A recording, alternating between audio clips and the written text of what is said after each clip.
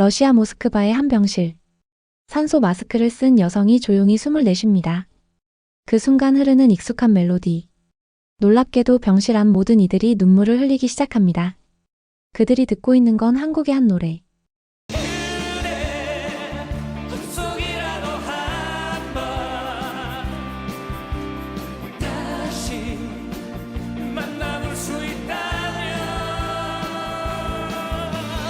마지막 순간까지 붙잡고 있는 이 노래는 도대체 무엇인지, 그녀는 이 노래를 어떻게 알게 되었는지 오늘의 사연 시작합니다. 안녕하세요. 제 이름은 밀리나 카레노바고 죽음을 앞두고 병원에 입원해 있습니다. 의사들은 제 폐가 망가졌다고 말했어요. 사기암이죠. 병실이 이제 제 전부가 되어버렸어요. 사방에 하얀 벽들이 둘러싸고 있었어요. 밤낮으로 기계의 일정한 삐소리가 들리고 있었죠. 창문을 통해 제가 한때 건설을 도왔던 모스크바가 저 없이도 계속 돌아가는 모습이 보였어요. 눈이 도시에 살포시 내리고 있었습니다. 이불을 덮고 있어도 추웠어요. 간호사 세르게이가 1시간마다 저를 확인하러 오고 있었어요. 그는 산소 마스크를 조정하고 클립보드에 메모를 적고 있었죠. 그의 친절한 눈빛은 오래전에 알았던 그의 아버지를 떠올리게 했어요. 오늘 기분이 어떠세요, 밀리나? 세르게이가 물었어요. 똑같아요, 대답했죠. 사실은 날이 갈수록 더 나빠지고 있었지만 그렇게 말하고 싶지 않았어요. 30년 전 저는 달랐어요. 강했고 단단했죠. 대형 발전소 건설 현장의 프로젝트 매니저로 일하고 있었어요. 모두가 저를 효율적이고 차가운 사람으로 알고 있었어요. 약한 모습을 절대 보이지 않았죠. 그럴 수 없었어요. 남편의 주먹과 어머니의 잔인한 말들이 부드러움은 상처받는 것을 의미한다고 가르쳤으니까요. 한국 엔지니어링 팀이 우리 프로젝트에 합류한 날이 기억나요. 만나기도 전에 이미 그들이 마음에 들지 않았어요.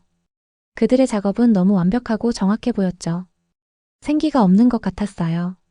모든 한국인들이 다 똑같다고 생각했어요. 차갑고 로봇 같고 깊은 영혼을 가진 우리 러시아인들과는 달랐죠. 첫 만남이 선명하게 기억나요. 젊은 한국인 엔지니어 신하늘이 완벽한 정장을 입고 방에 들어왔어요.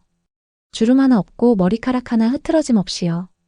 우리 계획과 계산을 살펴보는 동안 그의 얼굴은 감정을 전혀 드러내지 않고 있었어요. 여기 실수가 있네요. 그가 제 작업을 가리키며 말했어요. 그의 목소리는 차분하지만 단호했어요. 하중 계산이 잘못됐어요. 이 부분은 이대로 지어지면 무너질 거예요. 얼굴이 화끈거렸어요. 아무도 제 작업에 의문을 제기하지 않았거든요. 저는 이 일을 몇 년 동안 해왔어요. 이 외국인이 감히 제가 틀렸다고 말하다니요?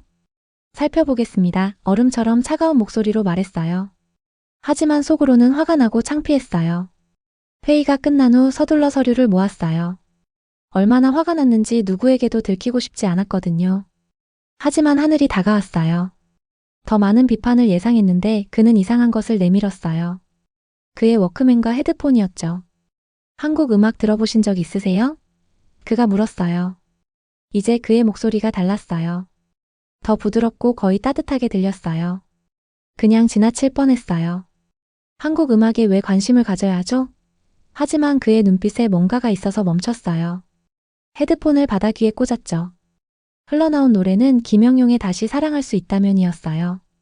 멜로디가 따뜻한 물처럼 제 안으로 흘러들어왔어요. 가사를 이해하지 못해도 가수의 목소리에는 많은 감정이 담겨 있었어요. 오랜 세월의 고통 끝에 죽었다고 생각했던 내 안에 무언가가 깨어났어요. 노래가 끝나고 하늘을 올려다봤어요. 그의 눈이 저를 주의 깊게 지켜보고 있었어요. 거기서 예상치 못한 것을 봤어요. 차가움이 아니었어요. 판단도 아니었어요. 진정한 따뜻함이었죠. 재빨리 헤드폰을 돌려줬어요. 감사합니다 라고 딱딱하게 말했어요. 하지만 할 일이 있어요. 빠르게 걸어갔어요. 하지만 이미 일은 벌어졌어요. 그 노래가 내 안으로 들어와 버렸어요. 일하는 동안 머릿속에서 계속 재생되고 있었어요. 집에 따라왔고 잠들 때까지 함께했어요. 그때는 몰랐지만 노래와 함께한 그 단순한 순간이 모든 것을 바꿔놓을 거였어요. 수많은 세월 동안 제 마음 주위에 쌓아 올린 벽에 처음으로 금이 가기 시작했던 거죠. 난 스스로에게 시간 낭비할 겨를이 없다고 말하고 있었어요. 발전소 프로젝트에 온전히 집중해야 했죠. 매일 아침 일찍 사무실에 도착해서 저녁 늦게까지 남아 있었어요. 일에 파묻혀 있었는데 일은 안전했거든요. 제대로만 하면 일은 절대 상처 주지 않았으니까요. 하지만 하늘은 자꾸 내 일상에 나타나고 있었어요. 어느 날 아침엔 제 책상 위에 아직 따뜻한 커피잔이 놓여 있었어요. 또 다른 날은 점심시간에도 일할 때 종이에 쌓인 샌드위치가 나타났죠. 작은 것들이었어요. 친절한 행동들이었죠. 모른 척했지만 사실은 알고 있었어요. 밤이면 어머니의 목소리가 머릿속에 울려 퍼지고 있었어요. 어머니는 항상 외국 남자들에 대해 경고했죠. 그들은 널 이용하고 쓰레기처럼 버릴 거야 라고 말하곤 했어요. 넌 누군지 잊지 마, 밀리나. 전 남편의 분노에 대한 기억도 여전히 남아 있었어요. 멍자국은 몇 년 전에 사라졌지만 두려움은 결코 떠나지 않는 그림자처럼 내 안에 남아 있었어요. 하늘이 프로젝트를 논의하자며 저녁 식사에 초대했을 때 핑계를 대고 거절했어요. 한국 고향 사진을 보여주겠다고 했을 때는 갑자기 급한 서류 작업이 생겼다고 했죠. 어느 날 설계도면 위에서 우리 손이 우연히 닿았을 때는 너무 빨리 손을 뺐다가 펜꽂이를 쳐서 넘어뜨렸어요. 바깥은 겨울이 더 추워지고 있었어요. 눈이 사무실 창문에 쌓이고 있었죠. 어느 날 저녁 어둠이 일찍 내린 가운데 하늘과 나만 남아 일하고 있었어요. 눈과 섞인 비가 유리창을 두드리고 있었죠. 사무실이 너무 조용하고 너무 좁게 느껴지고 있었어요. 왜 한국을 그렇게 싫어하세요? 그가 갑자기 물었어요. 그의 질문이 우리 사이 공기 중에 걸려 있었죠. 한국을 싫어하는 게 아니에요. 거짓말했어요. 그냥 이해하지 못하는 것을 믿지 않을 뿐이에요. 그럼 이해해보세요. 그가 간단히 말했어요. 그는 다시 그 노래를 틀었어요. 고통 후의 두 번째 기회와 마음을 열 용기를 찾는 노래요. 이 노래는 한국에서만이 아니라 모든 곳에서 일어나는 이야기를 들려줘요. 자리를 떠나고 싶었지만 무언가가 내 발을 바닥에 붙들고 있었어요. 멜로디가 추운 밤의 따뜻한 담요처럼 나를 감싸고 있었어요. 그 노래는 내가 오래전에 포기했던 것들에 대해 말하고 있었죠. 이 즈음 제 시각을 바꿔놓을 사람을 만났어요. 세르게이 발렌티노프의 아버지가 우리 프로젝트 안전 책임자로 일하고 있었어요. 그는 아들처럼 친절한 눈을 가진 조용한 사람이었죠. 세르게이가 아주 어렸을 때 아내를 잃었어요. 어느 오후 그는 설계도면실에서 혼자 있는 저를 발견했어요. 막 하늘의 또 다른 점심 초대를 피한 참이었죠. 너무 일만 하네요, 밀리나. 그가 부드럽게 말했어요. 일은 제대로 해야죠. 대답했어요. 그는 살짝 미소 지었어요. 30년 동안 건물을 지으면서 배운 게 뭔지 알아요? 가장 강한 구조물에는 약간의 유연성이 내장되어 있어요. 경직된 것들은 압력이 오면 부서지죠. 인상을 찌푸렸어요. 건물은 단단해야 해요. 네, 맞아요. 하지만 지구가 움직일 때 함께 움직일 수 있어야 하죠. 그가 설명했어요. 사람들도 너무 꼿꼿이 서 있다가 부러지는 대신 가끔은 구부릴 줄 알아야 해요. 그의 말을 흘려들었어요. 인생에 대한 지혜는 원하지 않았어요. 일을 마치고 아무도 다치게 할 수 없는 텅 빈 아파트로 돌아가고 싶었을 뿐이었죠. 하지만 그의 말은 흙에 심은 씨앗처럼 내 안에 남아 있었어요. 날이 갈수록 혼자 있을 때 그 한국 멜로디를 흥얼거리고 있는 자신을 발견했어요. 하늘이 방에 들어올 때마다 알아차리기 시작했어요. 내 허락 없이 눈이 그를 찾아 헤매고 있었죠. 매일 아침 거리를 유지하겠다고 다짐했어요. 매일 저녁 조금 더 오래 그와 대화하고 있는 제 모습을 발견했어요. 미소 지을 때 바뀌는 그의 진지한 얼굴을 알아차렸어요. 고향에 대해 말할 때 그의 목소리가 따뜻해지는 것도요. 내 벽은 여전히 높고 튼튼했어요. 하지만 이제 그 벽에는 창문이 생겼어요. 작은 창문들이었죠. 내가 만들 계획도 없었던 창문들이었어요. 모든 것이 바뀐 날은 처음엔 평범했어요. 회색 구름이 하늘에 낮게 드리워져 있었어요. 공기가 피부에 차갑게 느껴지고 있었죠. 건설 현장은 기계 소리와 작업자들의 외침으로 왁자하게 울려 퍼지고 있었어요. 클립보드를 들고 어제 완료된 작업을 확인하며 돌아다니고 있었어요. 내 부츠는 진흙에 발자국을 남기고 있었죠. 내 숨결은 차가운 공기 속에 작은 하얀 구름을 만들고 있었어요. 그때 비명소리가 들렸어요. 올려다보니 사람들이 뛰어다니고 있었어요. 위쪽 크레인에서 커다란 철제 빔이 풀려나와 있었죠.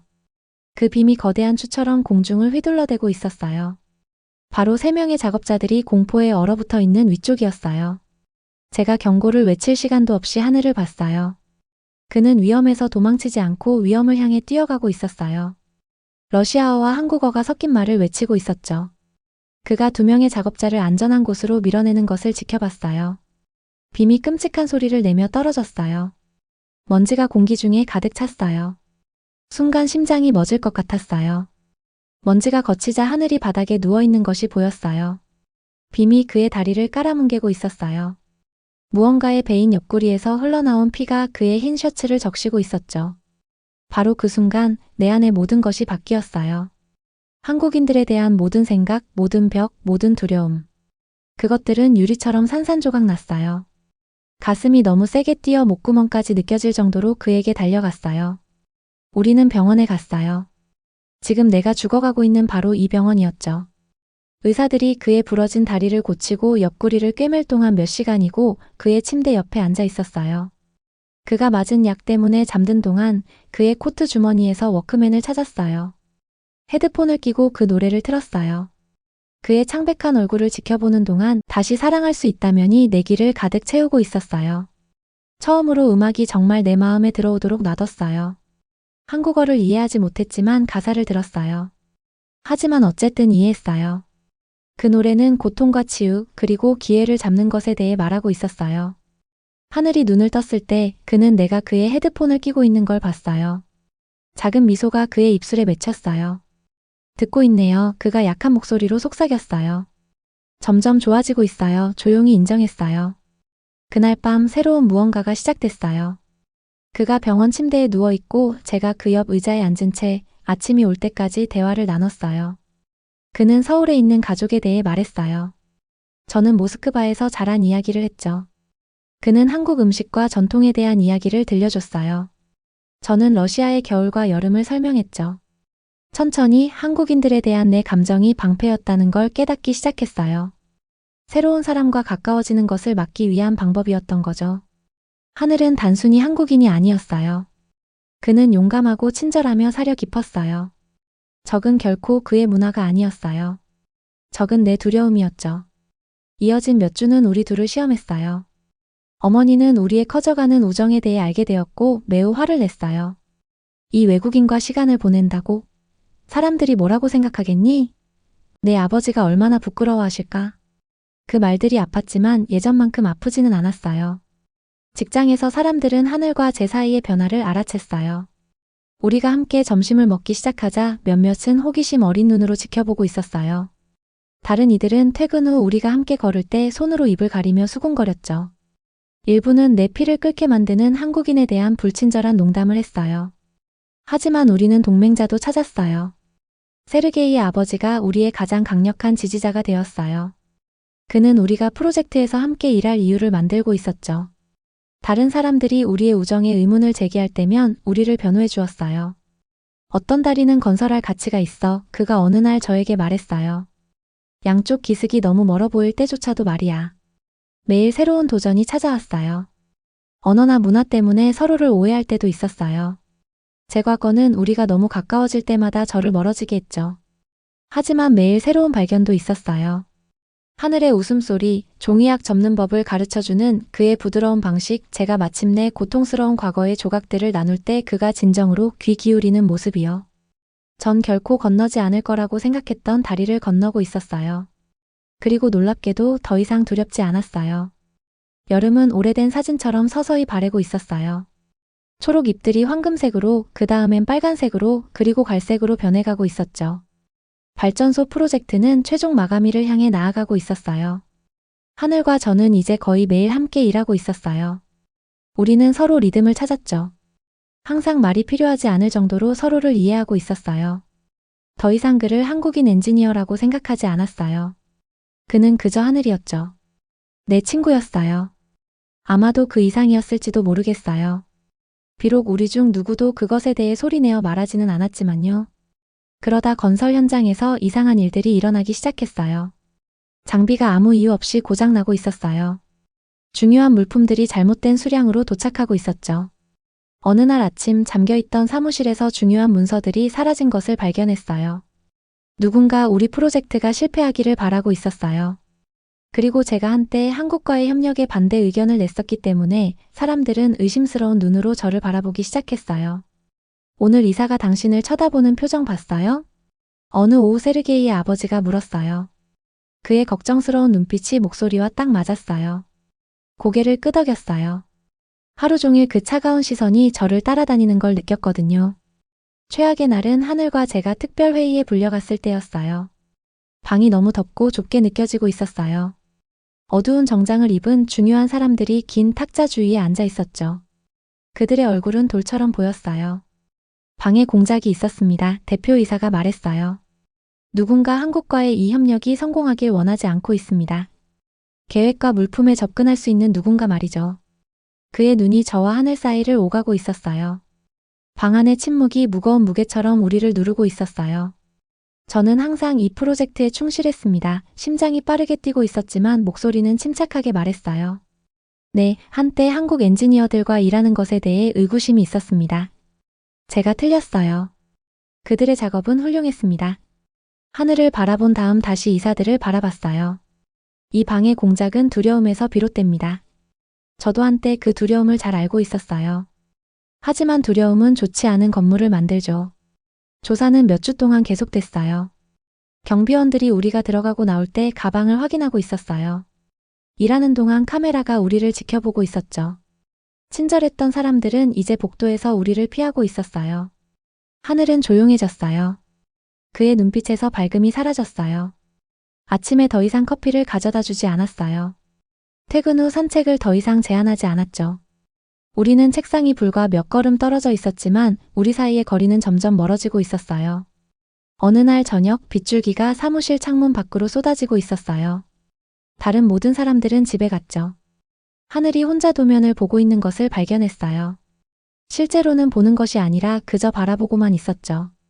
다음 주에 모스크바를 떠납니다. 그가 부드럽게 말했어요. 프로젝트가 거의 끝났어요. 회사가 저를 서울로 돌아오라고 하네요. 갑자기 배가 차갑고 비어있는 것처럼 느껴졌어요. 얼마나 오래요? 물었어요. 아마도 영원히가 될 것 같아요. 서울로 간 뒤 사우디아라비아로 보내질 거라고 들었어요. 그는 여전히 저를 바라보지 않고 있었어요. 빗방울이 성급한 손가락처럼 유리창을 두드리고 있었어요. 코트에서 물이 바닥으로 떨어지는 채로 서 있었어요. 수년 동안 사람들을 밖에 두고 자신을 보호하기 위해 벽을 쌓았어요. 이제 그 벽들이 감옥처럼 느껴졌어요. 가까워지고 싶은 유일한 사람에게 닿지 못한 채 그 안에 갇혀 있었어요. 남아요, 속삭였어요. 그제서야 그가 올려다봤어요. 그의 어두운 눈동자가 제 얼굴을 살피고 있었어요. 왜 남아야 하죠, 밀리나? 무너진 댐에서 쏟아지는 물처럼 진실이 쏟아져 나왔어요. 그의 친절함이 영원히 죽었다고 생각했던 감정을 깨웠다고 말했어요. 그의 음악이 외로운 밤 동안 제 위안이 되었다고요. 더 이상 내 마음이 얼어붙지 않은 미래를 꿈꾸기 시작했다고도 말했어요. 마침내 말을 멈추자 얼굴이 뜨겁게 느껴졌어요. 손이 떨리고 있었어요. 하늘이 천천히 일어나 제게 다가왔어요. 그는 제 손을 잡아 자신의 가슴 위에 올려놓았어요. 손가락 아래로 그의 심장이 뛰는 것이 느껴졌어요. 느껴져요? 그가 물었어요. 당신 것과 똑같이 뛰고 있어요. 그날 밤 비가 그치고 별들이 나타났어요. 작은 아파트에서 하늘은 다시 사랑할 수 있다면에 맞춰 춤추는 법을 가르쳐 주었어요. 우리가 천천히 거실 바닥을 가로질러 움직이는 동안 그는 멜로디를 흥얼거리고 있었어요. 그의 입술이 제 입술에 닿았을 때 따뜻하고 부드럽게 느껴졌어요. 가장 큰 두려움에 맞서고 있었어요. 누군가가 내 벽 안을 볼 수 있게 했어요. 그리고 고통 대신 기쁨을 찾았어요. 약함 대신 힘을 찾았죠. 하지만 새로운 걱정이 내 안에서 자라고 있었어요. 그의 출발 날짜가 매일 가까워지고 있었어요. 우리 사이에 세계 전체가 있다면 어떻게 될까요?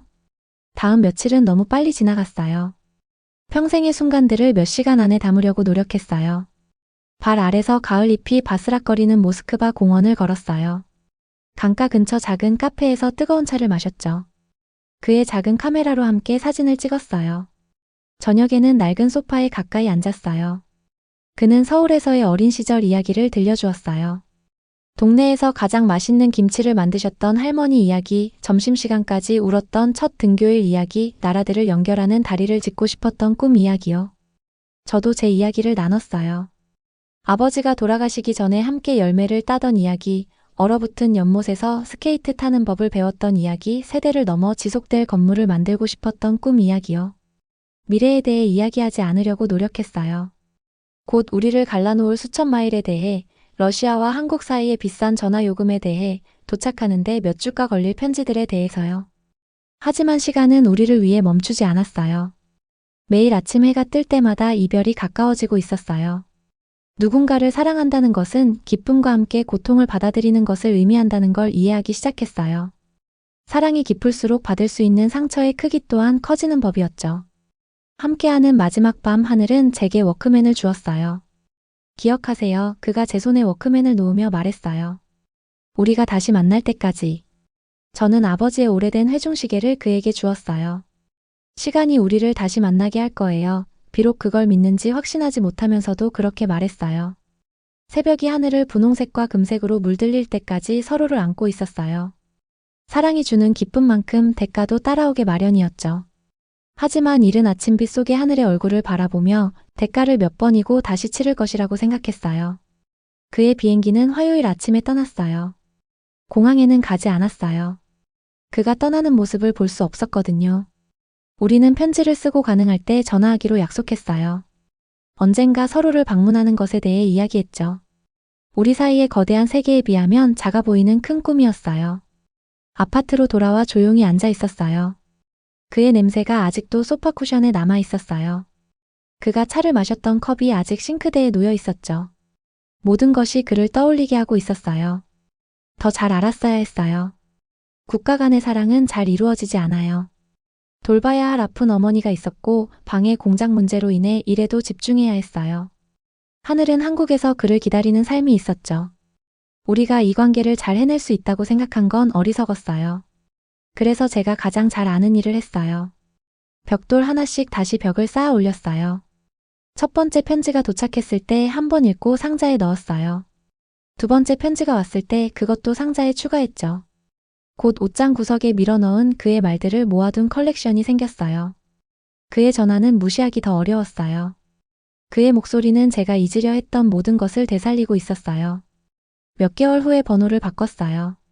그게 더 쉬웠어요. 깔끔하고 단호하게요. 일에 몰두했어요. 새로운 프로젝트, 새로운 건물, 새로운 책임들이요. 이렇게 세월이 흘렀어요. 수십 년이 지났죠. 소련이 사라졌어요. 러시아는 내 주변에서 변해갔어요. 저는 나이가 들어 머리가 회색으로 변하고 피부에 주름이 생겼어요. 하지만 마음은 여전히 얼어붙은 채 벽 뒤에 안전하게 있었어요. 오직 잠이 오지 않는 가장 어두운 밤에만 저 자신에게 작은 약점 하나를 허용했어요. 하늘의 워크맨, 제가 간직한 그의 유일한 물건을 꺼내곤 했어요. 다시 사랑할 수 있다면을 한 번, 두 번, 세 번 들었어요. 그리고 다시 그것을 치우고 추억을 다시 단단히 잠가두었어요. 암은 경고 없이 찾아왔어요. 처음엔 사라지지 않는 기침이었어요. 그 다음엔 잠을 자도 해결되지 않는 피로감이었죠. 마침내 모든 것을 바꾸어 놓은 의사의 말이 있었어요. 사기 폐암입니다. 유감입니다. 이제 이 병원 침대에 누워 있어요. 산소 마스크를 통해 숨쉬기가 힘들어요. 몸은 날이 갈수록 약해지고 있어요. 하지만 이상하게도 마음은 수년 만에 더 맑게 느껴지고 있어요. 제 모든 벽들, 두려움들, 자존심. 그것들이 저를 뭐로부터 진정으로 보호했을까요? 고통으로부터가 아니었어요. 오직 사랑으로부터였죠. 상처로부터 자신을 지키느라 온전히 충만하게 살 기회를 놓치며 수많은 세월을 낭비했어요. 오늘 아침 창밖으로 눈이 내리는 걸 보고 있는데 무언가가 들려요. 30년 동안 제 마음속에 간직해온 멜로디가요. 누군가 기타를 부드럽게 연주하고 있어요. 문 쪽으로 몸을 돌렸어요. 제 딸 라디나가 거기 서 있었어요. 그녀의 눈은 긴장되어 보이지만 행복해 보였어요. 그녀 옆에는 은발의 남자가 서 있었어요. 하지만 저는 그 눈을 알아봤어요. 30년이 지나도 변하지 않았어요. 하늘이 기타를 손에 들고 제 방으로 들어왔어요. 그가 연주하면서 같은 노래가 그의 손가락에서 흘러나오고 있었어요. 다시 사랑할 수 있다면. 그는 한국어로 그 다음 러시아어로 부드럽게 노래했어요. 그의 억양은 수년이 지나도 여전히 같게 들렸어요. 어떻게 알고 왔어요? 속삭였어요. 제 목소리는 산소 마스크 아래로 가냘프게 들렸어요. 당신 딸이 저를 찾았어요. 그는 간단히 말하며 제 침대 곁으로 다가왔어요. 그녀가 연락했을 때 저는 이미 러시아에 있었어요. 작년에 은퇴하고 당신의 흔적을 찾으려고 모스크바에 왔었죠. 몸은 쇠약해지고 있지만 제 마음은 갑자기 강하게 느껴졌어요. 하늘이 제 손을 잡자 30년이 녹아내리고 있었어요. 이제 제 두려움과 자존심이 거의 빼앗아버릴 뻔했던 것을 봤어요. 수십 년 동안 우리의 노래를 간직한 이 남자와의 평생이요. 제가 틀렸어요. 눈물이 얼굴을 타고 흘러내리는 동안 그에게 말했어요. 한국인들에 대해서요. 사랑에 대해서요. 중요한 모든 것에 대해서요. 그는 고개를 저으며 제 눈물을 닦아주었어요. 우리 둘 다 젊고 두려웠어요. 하지만 지금 당신 마음에 자리가 있다면 아마도 우리의 춤을 마무리할 수 있을 거예요.